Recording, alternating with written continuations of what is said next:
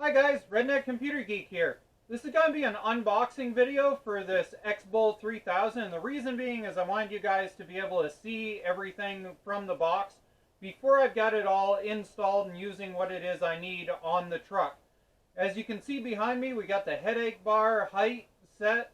We've got the two side pieces. Everything's clamped or magnet together in order to go and take a look at it and decide if that's where I want it. But in this video, we're unboxing this just so you guys can see it. Now, we've got the X-Bolt here. It's a 3,000 pound winch, and on this channel before, if you've seen my GT6000, there's a 3,000 pound super winch that's on the front of that. And this seems a little bit more trim than the super winch is, but I think it's in a good way that it's trim. So I like the packaging. They ship it in this with a nice foam brace and everything, and it's very well done, very tight. And of course they send you the usual, hey, put these stickers on whatever it is that you're doing. Nice and tastefully done.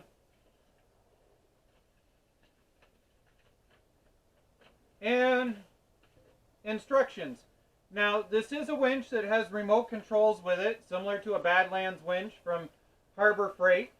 It comes with the actual mount plate. It's very solid, nice grade. I like the fact you can click it and it's solid. It doesn't make a dinging sound from being tin.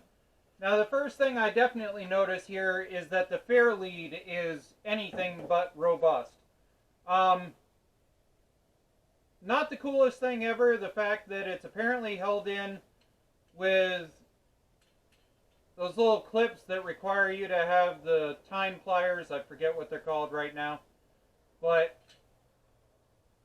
these are not the most robust rollers ever for 3,000 pounds.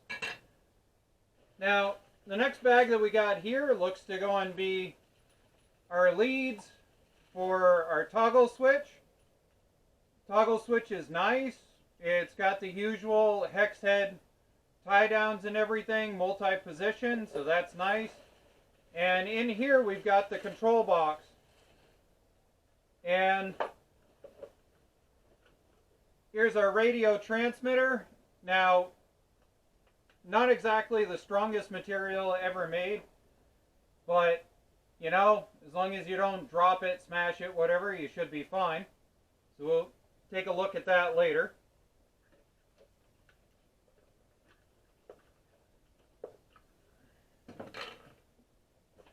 And here's the control box. Now, it's a wireless transmitter control box, so therefore the size makes sense. I have one of these that I use on my super winch, which is a 2000, that was on my original mud mower, main mud mower, and it's about that big in comparison. So the fact that this is quite a bit larger in the way that it is makes sense. And we've got our lead here for our battery, and we've got our lead here for the winch. So there's really not that much play in between the winch and the connection there. So that's something you'll need to plan ahead on if you're using one of these. But there is a ton of lead on the actual finger control, which is good. Got the usual clip-on.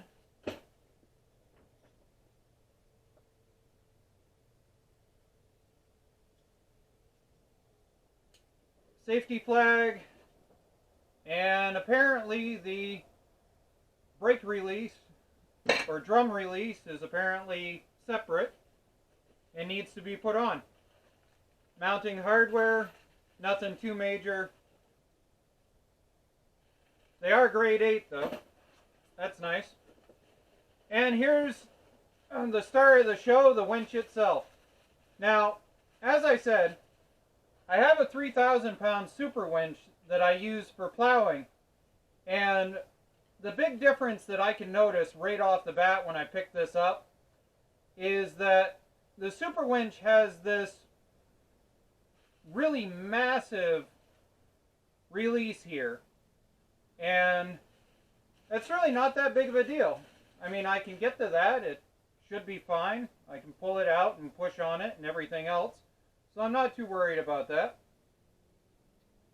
And the lead is nice, really well constructed. It's quite robust and heavy. Definitely weighs just as much as the Super Winch does. Yeah, I like it. I can't wait to go and set it up. And yet again, it's a 3,000 pound X-Bull.